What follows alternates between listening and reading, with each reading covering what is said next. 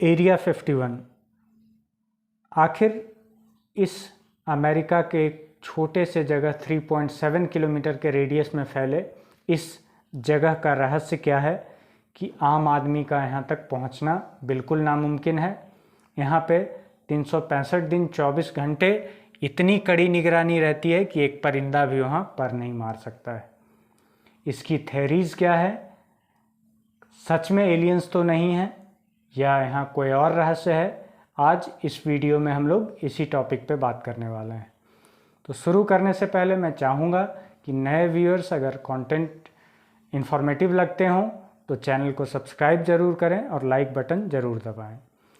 तो जैसा कि हम लोग सब जानते हैं कि दुनिया में अभी भी बहुत सारी रहस्यमयी जगहें हैं जिन पर से पर्दा उठ नहीं पाया है, और इन्हीं जगहों में से एक है एरिया 51। 3.7 किलोमीटर के रेडियस में फैला हुआ एक ऐसा एरिया है जिसके बारे में पिछले 60-70 सालों से तमाम बातें होती रही हैं कि ऐसा कौन सा राज दफन है जो कि यहाँ किसी आम इंसान को जाने नहीं दिया जाता है। इतनी सख्ती क्यों है? आम आदमियों को यहाँ तक साफ साफ बताया जाता है कि अगर किसी ने घुसने की कोशिश की तो अंजाम तो बुरा होगा ही, साथ में गोली तक मारी जा सकती है। इसकी निगरानी खुद यूएस एयरफोर्स और वहाँ की आर्मी दोनों मिलकर करते हैं। तो आखिर इस 3.7 किलोमीटर के एक छोटे से एरिया में आखिर ऐसा कौन सा रहस्य दफन है जिसकी वजह से इतनी बड़ी निगरानी के अंदर 24 घंटे ये प्लेस रहता है। एरिया 51 अमेरिका का एक जगह है नेवाडा, जिसके साउथ पार्ट में एक सूखी झील के ऊपर बना हुआ है। इसको Nevada test and training range के नाम से जाना जाता था, लेकिन दुनिया में ये एरिया 51 के नाम से ज़्यादा फेमस है। सबसे पहले जून 1959 में मीडिया में पहली बार एक खबर छपती है कि नेवाडा के ऊपर आसमान में कुछ नीली हरी रहस्यमयी लाइट्स देखी गई जो कि आसमान में उड़ रही थी। रेनो गैजेट नाम के एक अखबार ने इस खबर को पहली बार छापा। बाद में सभी मीडिया हाउसेस ने इस न्यूज़ को कवर करना शुरू कर दिया।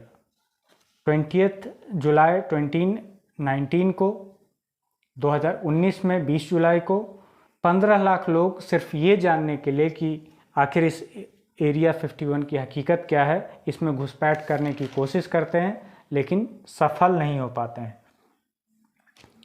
तो इनके बारे में अलग अलग तरह की अफवाहें भी हैं। तो पहले कुछ अफवाहों के बारे में जान लेते हैं, फिर जानेंगे आखिर इनकी हकीकत क्या है। सही में वहाँ एलियंस हैं या कोई ट्रेनिंग सेंटर है या फिर आर्म्स प्रोड्यूस किए जा रहे हैं या कोई और बात है। पहली बार एक PIL दाखिल की जाती है बहुत सालों पहले, और उसका जवाब आता है 2013 में CIA द्वारा। CIA क्या है?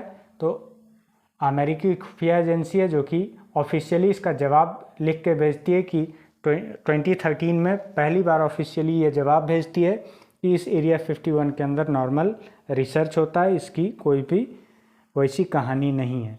लेकिन हाँ, पहली बार इस चीज़ को ऑफिशियली स्वीकारा भी जाता है कि एरिया 51 नाम की चीज़ है।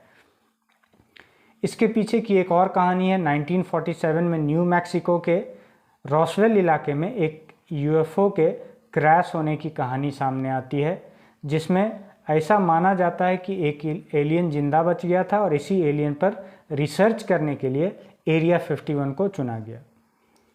80 के दशक में रॉबर्ट बॉब नाम का एक आदमी ये दावा करता है कि एरिया 51 में वो काम कर चुका है जहां एलियन टेक्नोलॉजीज पर रिसर्च की जाती है। एक स्ट्रॉन्ग थ्योरी तो ये भी है कि यहाँ टाइम ट्रैवल पे रिसर्च हो रहा है, टाइम मशीन बनाने की कोशिश हो रही है। एक थ्योरी यह भी है कि नील आर्मस्ट्रॉन्ग चांद पर कभी गए ही नहीं थे, दरअसल वो जगह एरिया 51 की ही है जो हमें दिखाया या पढ़ाया जाता है। एक स्ट्रॉन्ग थ्योरी यह भी है कि CIA को एक जासूसी प्लेन जिसका नाम U2 है, उसकी ट्रेनिंग जो कि दिखने में भी UFO जैसा लगता है, उसकी ट्रेनिंग इस सेंटर में चलाई जाती है।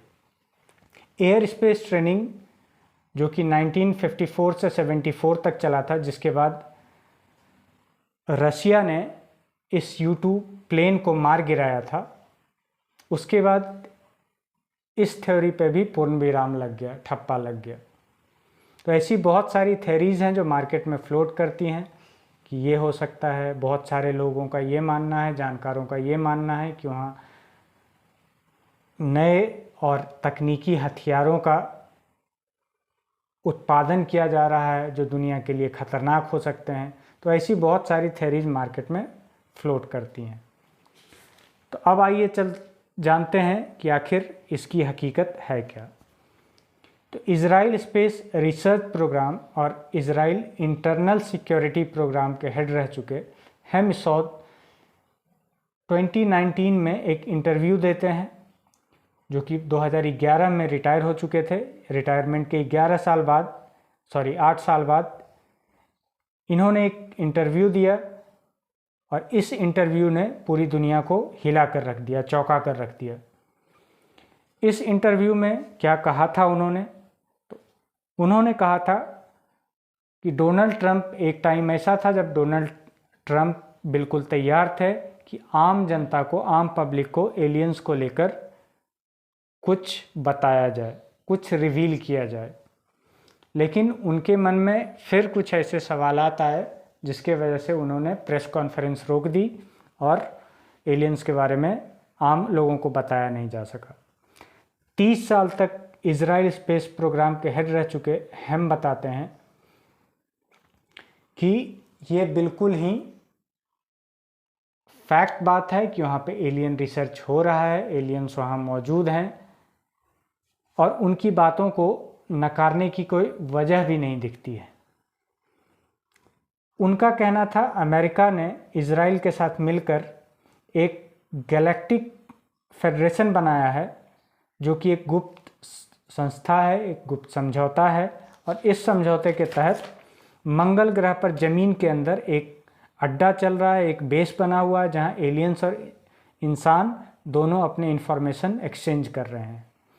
एलियंस के साथ अमेरिका और इज़राइल के लोगों को एक समझौता, एक दूसरे की लाइफ को समझने की, समझौते के लिए दस्तखत, ये सारी चीज़ें बताई जाती हैं। समझौते के बाद ऐसा माना जाता है कि अमेरिका और इज़राइल के लोगों ने एलियंस के साथ मिलकर समझौता किया है कि आप हमारी लाइफस्टाइल को समझें और हम ये समझने की कोशिश करेंगे कि ब्रह्मांड में और कौन कौन से प्लेनेट पे कौन कौन से जगह हैं। हम आपके एंगल से यूनिवर्स को एक्सप्लोर करेंगे, आप हमारे एंगल से अर्थ को और यूनिवर्स को एक्सप्लोर कर सकते हो। और वो बताते हैं कि बाकायदा एलियंस और इंसानों में इस समझौते पर दस्तखत भी हुए हैं, सिग्नेचर भी हुए हैं। तो इसी समझौते के बाद ट्रंप एक प्रेस कॉन्फ्रेंस के माध्यम से लोगों को एलियंस के बारे में बताने वाले थे, लेकिन एलियंस ने मना कर दिया। अब वजह क्या थी ये तो नहीं पता, लेकिन एलियंस ने मना किया, जिस वजह से डोनाल्ड ट्रंप प्रेस कॉन्फ्रेंस करने से रुक जाते हैं। साथ ही हम बताते हैं कि हो सकता है लोगों को अभी उनकी बात सुनकर ऐसा लगे कि वो पागल है, बिल्कुल पागलों वाली बात कर रहे हैं, लेकिन वो दिन दूर नहीं है जब इंसान और एलियंस का आमना सामना होने वाला है। तो इस लेक्चर में, इस वीडियो में फ़िलहाल इतना ही। फिर मिलेंगे किसी और इन्फॉर्मेटिव वीडियो के साथ, तब तक के लिए अलविदा।